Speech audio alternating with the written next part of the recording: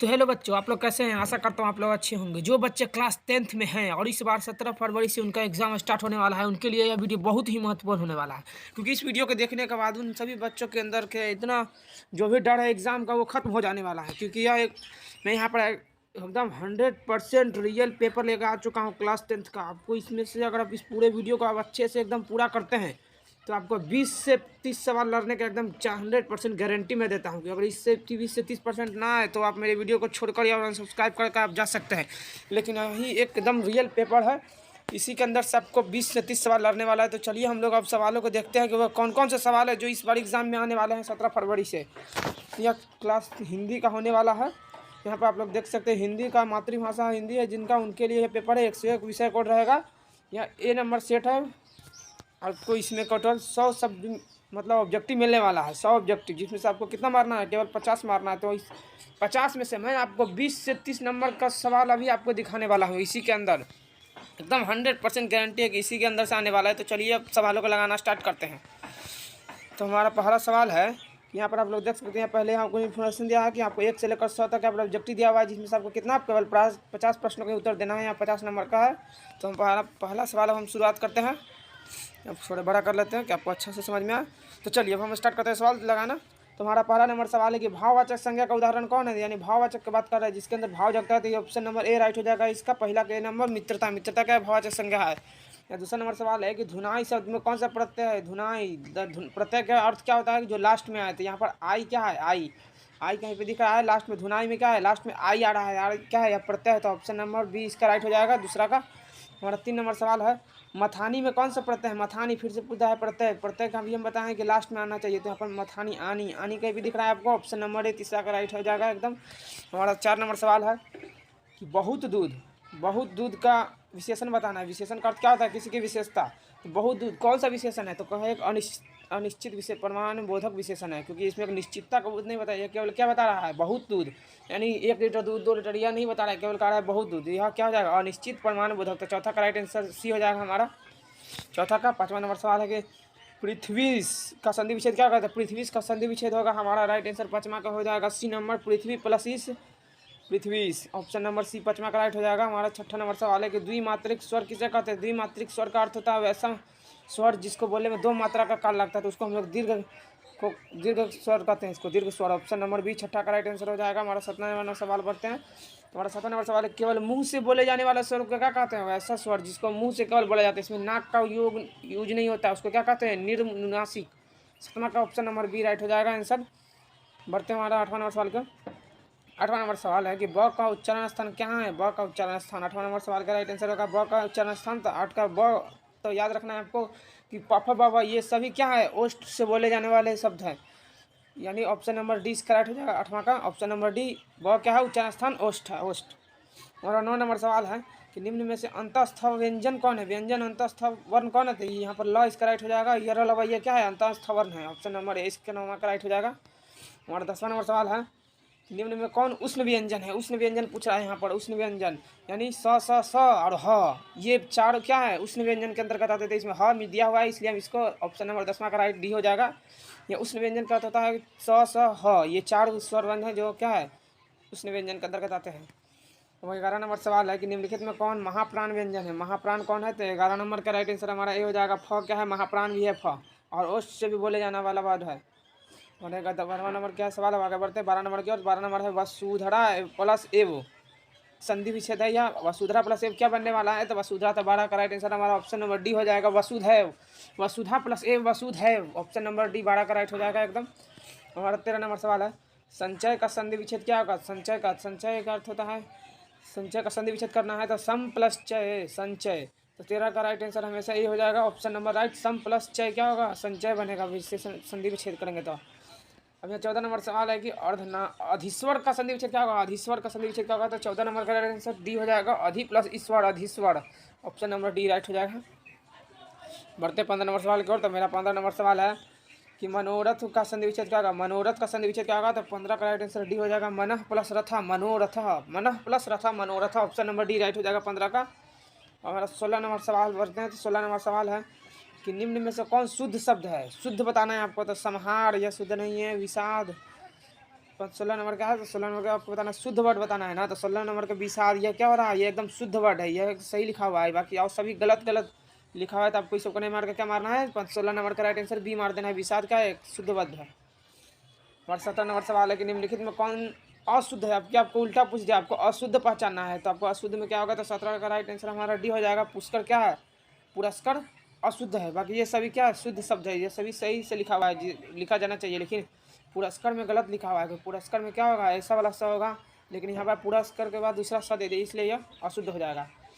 अब 18 नंबर सवाल है कि निम्नलिखित में कौन शब्द स्वर संधि का उदाहरण है। तो स्वर संधि का उदाहरण है, तो 18 नंबर का राइट आंसर हमारा ए हो जाएगा, महौषध। महौषध क्या है, एक स्वर संधि का उदाहरण है। तो हम बढ़ते हैं 19 नंबर सवाल की ओर। आपको हम एक बार बता दें कि इसमें से ही आपको एकदम 50% सवाल लड़ने वाला है, इसलिए आपको इसको एकदम ध्यान से देखना है और जितना ज़्यादा उसका शेयर करने की कोशिश करें कि और बच्चे जो भी हैं एग्ज़ाम देने वाले हैं उनके साथ भी यह वीडियो पहुंच पाए और वो भी परीक्षा में अच्छे नंबर ला सके। तो बढ़ते 19 नंबर सवाल। तो 19 नंबर सवाल है, प्रसाद के नाटक किस कारक का उदाहरण है। तो यहाँ पर आपको पूछा, कारक पूछा है आपका, तो प्रसाद के पूछा है। तो 19 नंबर का राइट आंसर हमारा हो जाएगा सी, संबंध। संबंध बता रहे हैं यहाँ पर, प्रसाद और नाटक में क्या बता रहा है, संबंध बता रहा है। तो इसका ऑप्शन नंबर 19 के सी नंबर हो जाएगा। हमारे 20 नंबर सवाल है, मेरे घर पर 4 आदमी हैं। पूछा है मेरे घर पर 4 आदमी हैं, वाक्य में कारक है, कौन सा कारक है, मेरे घर पर। अधिकरण में पढ़, हम जानते हैं यहाँ पर ऑप्शन नंबर डी हो जाएगा। अधिकरण में क्या होता है, कारक में पढ़ होता है, यहाँ पर पढ़ दिया हुआ है, तो यहाँ पर अधिकरण का अंतर्गत आ जाएगा। ऑप्शन नंबर 20 का राइट आंसर भी हो जाएगा। बढ़ते 21 नंबर का आंसर। तो 21 नंबर सवाल है कि यह एक चिन्ह दिया हुआ है, आपको बताना है कि यह कौन सा चिन्ह है, इस चिन्ह का नाम बताना है। तो जब भी आपको ऊपर एक ऐसे से मिले ये वाला चिन्ह, आपको क्या मारना है आंसर में, तो आपको इसका 21 नंबर का राइट आंसर में आपको मार देना है डी, उद्धरण चिन्ह इसको कहते हैं, उद्धरण चिन्ह। उद्धरण चिन्ह है। तो 22 नंबर सवाल की ओर बढ़ते हैं। तो हमारा 22 नंबर सवाल है कि विंध्याचल शब्द में कौन सा संज्ञा है। तो विंध्याचल में पूछा, विंध्याचल क्या है, एक पर्वत का नाम है जो कि एक विशेषता बता रहा है, एकदम खास पर्वत है विंध्याचल। ये क्या हो जाएगा, व्यक्तिवाचक संज्ञा के अंतर्गत आ जाएगा। ऑप्शन नंबर ए राइट हो जाएगा। 22 नंबर सवाल। 23 नंबर सवाल की ओर बढ़ते हैं। तो 23 नंबर सवाल में क्या है, क्या पूछा है, वीर शब्द का विलोम शब्द क्या, विलोम का अर्थ होता है उल्टा, तो वीर का हो जाएगा क्या, कायर। ऑप्शन नंबर सी राइट हो जाएगा। 23 का वीर यानी बहादुर, तो बहादुर का उल्टा क्या होगा, कायर। यहाँ पर 24 नंबर सवाल है कि 24 नंबर सवाल है, वह कमजोर था इसलिए दौड़ नहीं सका। वह कमजोर था इसलिए क्या है, वह दौड़ नहीं सका, यह क्या है, संयुक्त वाक्य का उदाहरण है। ऑप्शन नंबर राइट हो जाएगा सी नंबर 24 के। 25 नंबर सवाल की ओर बढ़ते हैं। तो 25 नंबर सवाल है, निम्नलिखित में कौन शुद्ध वाक्य है।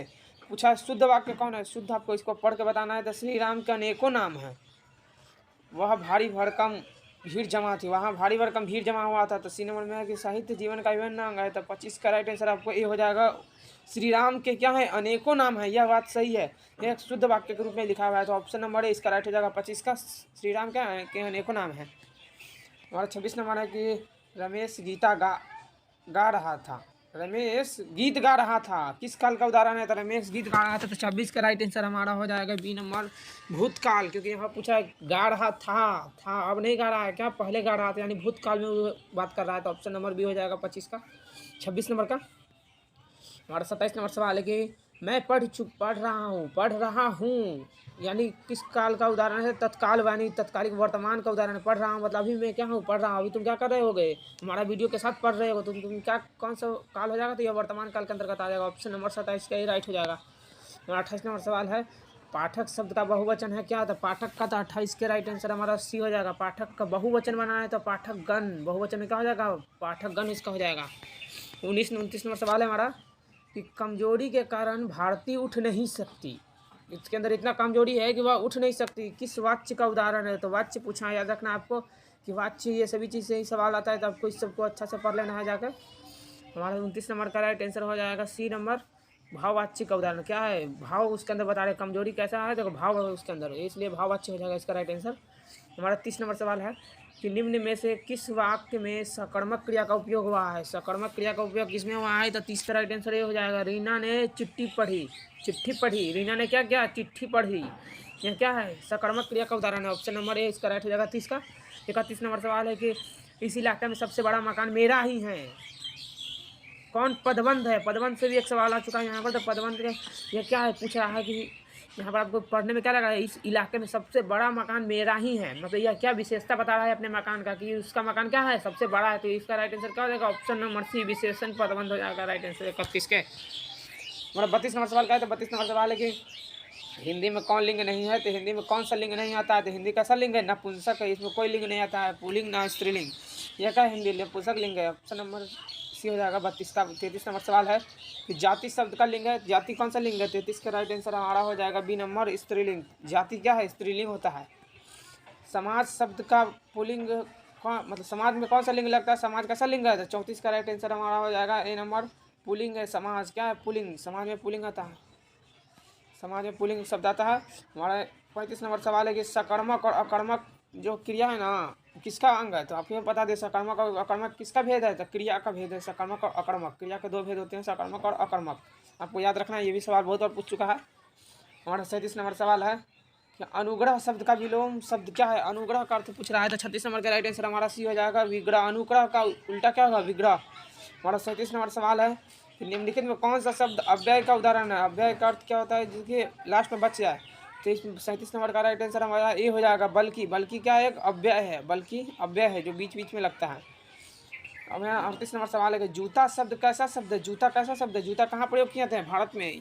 भारत में क्या प्रयोग किया जाता है, जूता शब्द का प्रयोग होता है, तो यह क्या हो जाएगा, देशज।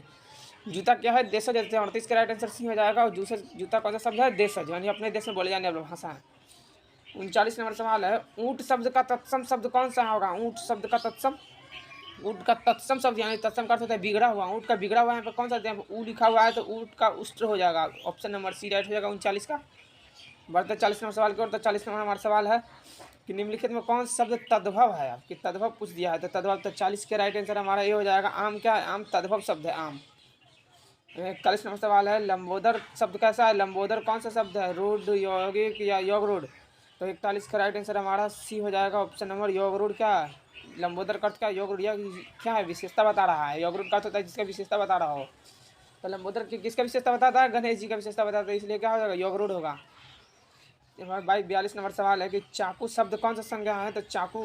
तो 42 का राइट आंसर हमारा क्या हो जाएगा, 42 नंबर का हो जाएगा हमारा राइट आंसर विदेशी है, विदेश। चाकू कौन सा शब्द है, विदेशज, यानी विदेशों से यह भाषा लिया गया है भारत में। हम थोड़ा और बड़ा कर देते हैं। 43 नंबर सवाल है कि सु उपसर्ग में बना कौन सा शब्द है, सु उपसर्ग, सु उपसर्ग। 43 का राइट आंसर हमारा क्या हो जाएगा, 43 नंबर का हो जाएगा डी नंबर राइट आंसर सुयस। सु उपसर्ग से कौन बना है, सुयस। हमारा बढ़ते 44 नंबर सवाल की ओर। 44 नंबर सवाल है अवज्ञा शब्द में कौन सा उपसर्ग है, तो अवज्ञा में कौन सा उपसर्ग है, अवज्ञा, यानी शुरू में उपसर्ग पूछा है, यानी जो फर्स्ट में आए, तो अवज्ञा में कौन सा शब्द होगा, तो 44 के राइट आंसर हमारा सी हो जाएगा। अब क्या है, या उपसर्ग है अवज्ञा का, option number A C right हो जाएगा 44 के। बढ़ते हैं 45 नंबर की ओर। हमारा 45 नंबर सवाल है प्रति उपसर्ग से बना शब्द कौन है, प्रति उपसर्ग से, तो 45 का राइट आंसर हो जाएगा हमारा ए नंबर प्रति उपकार। प्रति उपकार क्या है, प्रति उपसर्ग से बना हुआ शब्द है प्रति उपकार। उसके बाद बढ़ते हैं 27 नंबर सवाल की ओर। तो हमारा 46 नंबर सवाल है, 46 नंबर सवाल के गुरुत्व शब्द में कौन सा प्रत्यय है, गुरुत्व। गुरुत्व शब्द में प्रत्यय पूछ रहा है, तो प्रत्यय का अभी हम बताएं कि जो लास्ट में आए तो प्रत्यय गुरुत्व में कौन सा है, तो त्वा प्रत्यय राइट हो जाएगा, इसका प्रत्यय है गुरुत्व में। 46 का ऑप्शन नंबर डी राइट हो जाएगा एकदम।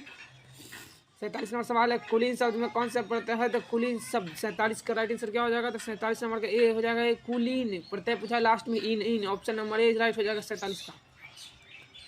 48 नंबर सवाल है कि शत्रुता शब्द में कौन सा प्रत्यय है, शत्रुता। 48 का राइट आंसर हमारा क्या होता, शत्रुता, ता पूछा है, तो ऑप्शन नंबर बी राइट हो जाएगा इसका।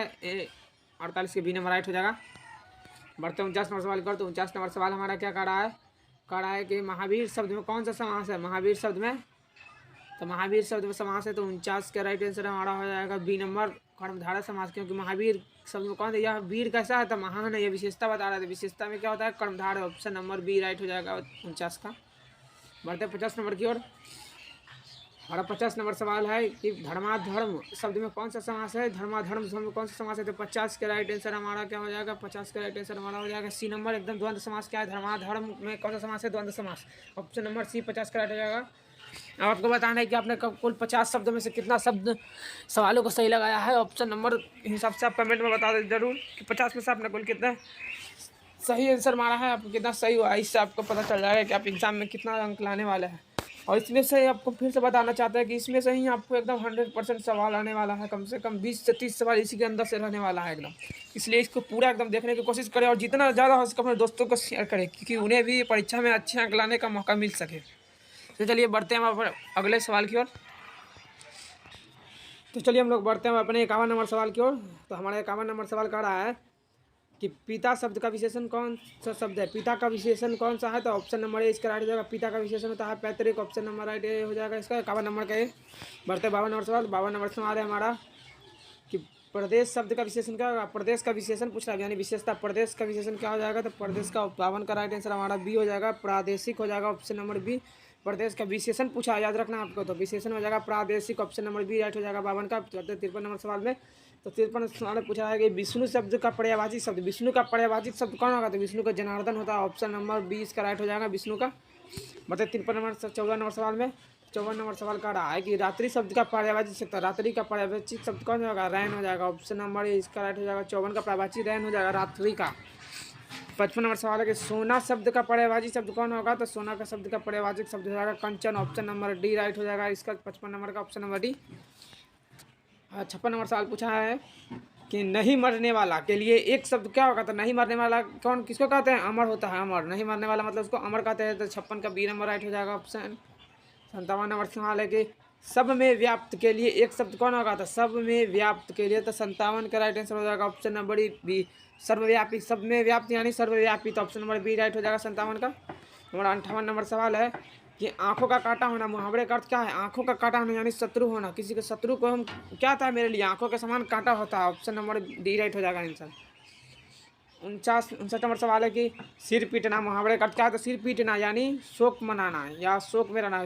इंसान कब सिर पीटता है, जब वह किसी दुखी में होता है, शोक में होता है, तभी वह सिर पीटता है और खुद स्वयं को खुद कोसता है। हमारा 60 नंबर सवाल में बढ़ते हैं। यहाँ पर 60 नंबर सवाल है कि श्री गणेश करना, मुहावरे का अर्थ क्या होता है, तो श्री गणेश करना, तो 60 का राइट आंसर का अर्थ हो जाएगा ए नंबर, क्योंकि श्री गणेश करना मतलब कोई भी हम नया कार्य करते हैं तो उसमें क्या कहते हैं, उसको श्री गणेश का करना कहते हैं। तो शुभ आरंभ करना क्या होता है, श्री गणेश करना, क्योंकि गणेश जी को शुभ माना गया है। हमारा 61 नंबर सवाल है कि बहादुर शीर्षक कहानी के लेखक की पत्नी रिश्तेदार किस दिन आए थे, तो यहाँ पर मैं अब यहाँ से हमारा क्या होगा, हमारा टोटल बोर्ड परीक्षा में है ना 60 क्या पूछा जाता है, तो व्याकरण से सवाल पूछा जाता है, तथा 40 जो सवाल आते हैं ना वे सभी क्या होते हैं, बुक से होता है। तो हमने अभी तक टोटल 60 को व्याकरण का सवाल लगा लिया, और अब हम जो भी बुक से सवाल आए हैं अब उन सवालों को लगाने वाले हैं। तो चलिए अब हम लोग बुक के सवालों को भी देखते हैं, क्योंकि व्याकरण से ज़्यादा सवाल आते हैं, इसलिए आपको व्याकरण पर अधिक ध्यान देना है। तो बढ़ते हैं। हमारा 61 नंबर सवाल क्या था कि बहादुर शीर्षक कहानी में लेखक की जो पत्नी है ना रिश्तेदार के किस दिन आए थे लेखक के घर, तो याद रखना बहादुर कब छुट्टी मनाता है, तो रविवार के दिन। रविवार को क्या होता है, छुट्टी मिलता है, तो ऑप्शन नंबर राइट हो जाएगा ए नंबर, आपको याद रखना है। और 62 नंबर सवाल है कि सभ्य समाज की आवश्यकता क्या होती है, सभ्य समाज की आवश्यकता क्या होती है, तो 62 का राइट आंसर हमारा क्या हो जाएगा, तो 62 का सी नंबर श्रम विभाजन। यहाँ क्या होता है, सभ्य समाज के आवश्यकता होता है श्रम विभाजन। और 63 नंबर सवाल है कि विष के दांत का कहानी शीर्षक अनेक अंतर्वृत्तियों का उजागर करती है, किस वर्ग का है विष के दांत, इसमें किस वर्ग के बारे में चर्चा है, तो मध्यम वर्ग के बारे में। इसमें हम लोग जानते होंगे कि एक बच्चा था मध्यम वर्ग का था, उसके साथ कैसा व्यवहार होता था, इसलिए यह मध्यम वर्ग के साथ भेदभाव को दर्शाता है, विष के दांत यह लिया गया है, तो ऑप्शन नंबर सी 63 का राइट हो जाएगा। बढ़ते 64 नंबर सवाल में, तो 64 नंबर सवाल है कि प्रेम घन के दोहे में कैसा स्वर मुखरित है, प्रेम घन के दोहा में है ना कैसा स्वर मुखरित है, तो प्रेम घन नाम से ही पता चल रहा है, तो 64 का राइट आंसर क्या हो जाएगा हमारा बी नंबर हो जाएगा नवजागरण।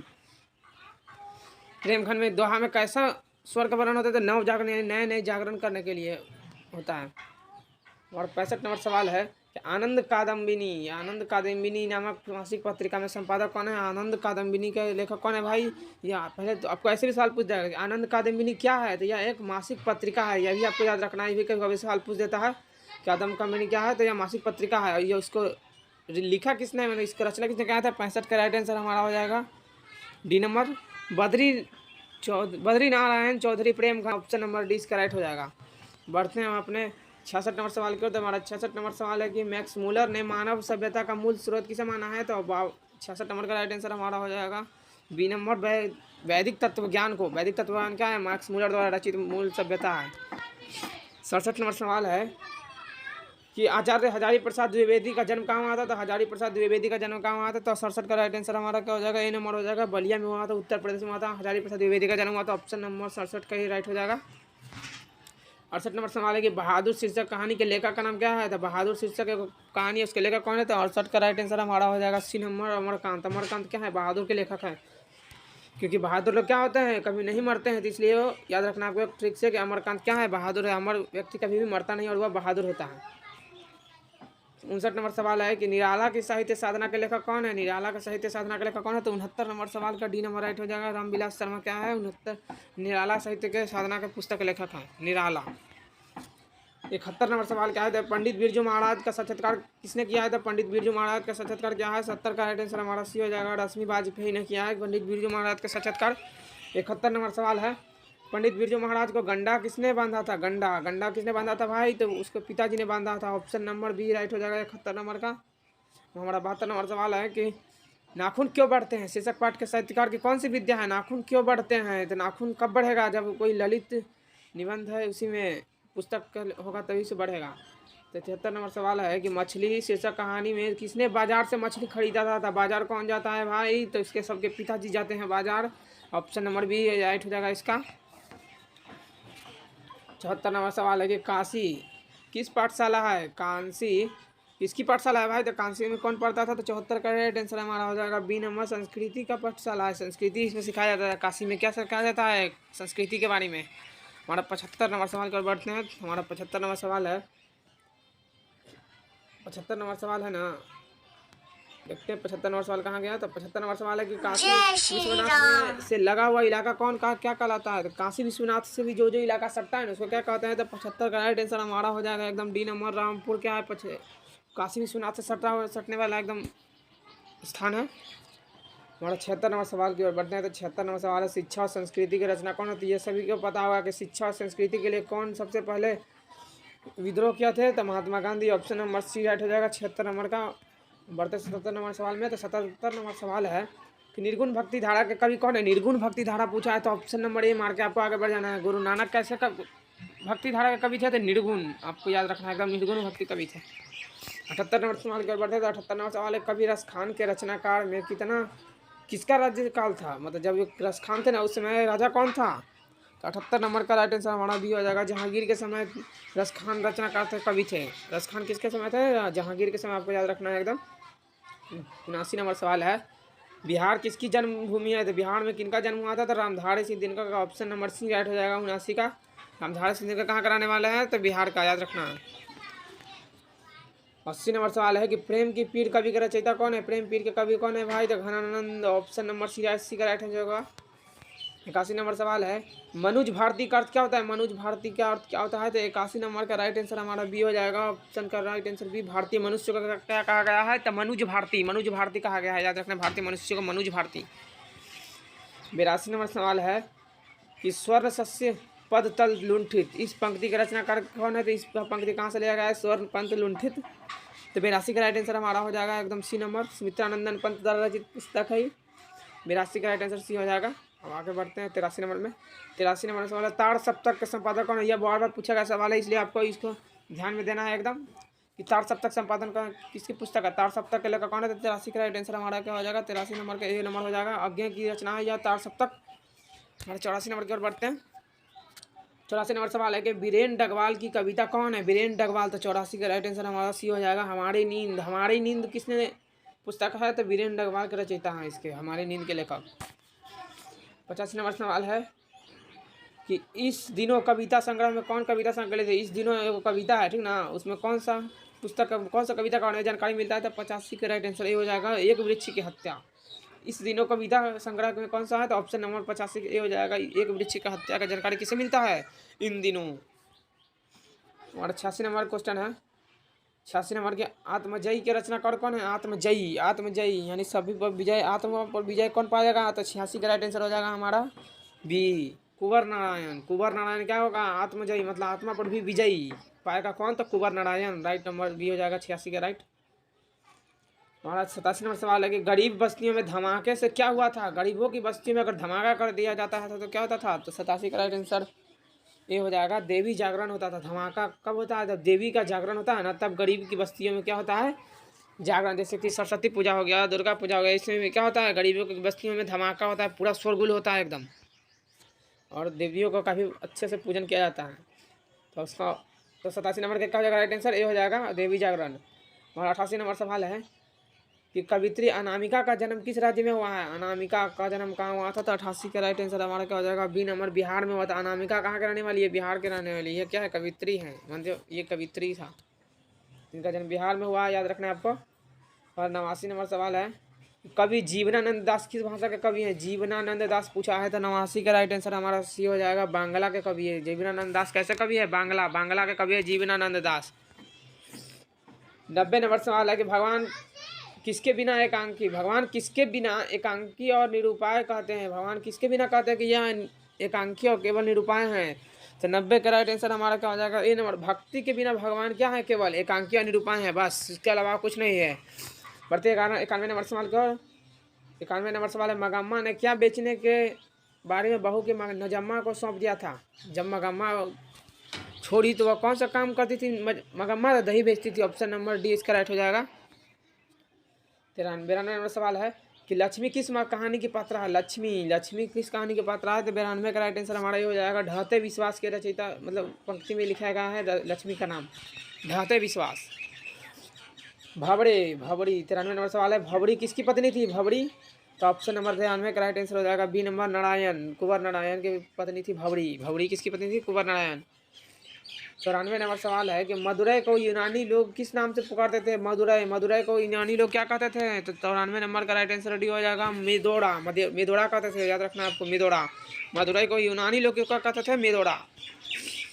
95 नंबर सवाल है, मंगू कब से पागल हो गया था? मंगू कब से पागल था? तो इसका राइट आंसर ही बहुत बार पूछा सवाल है, एकदम 100% आने वाला सवाल है, एकदम देख लेना है इसको कि जन्म से पागल था मंगू कब से पागल था? जन्म से।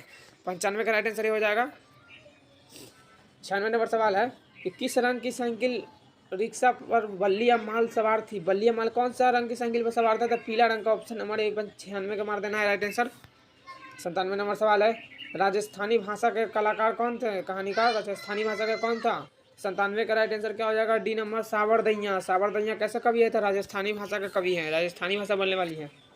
हमारा 98 नंबर सवाल है कि प्राकृतिक सौंदर्य की कविता के लिए कौन विख्यात है? प्राकृतिक सौंदर्य के लिए कौन विख्यात है? तो ऑप्शन नंबर 98 का राइट हो जाएगा बी नंबर, सुमित्रा नंदन। क्या है? यह प्रकृति के बारे में बताती हैं हमेशा, याद रखना है क्या कि सुमित्रा नंदन पंत कवि प्रकृति से संबंधित सभी जानकारी देती है।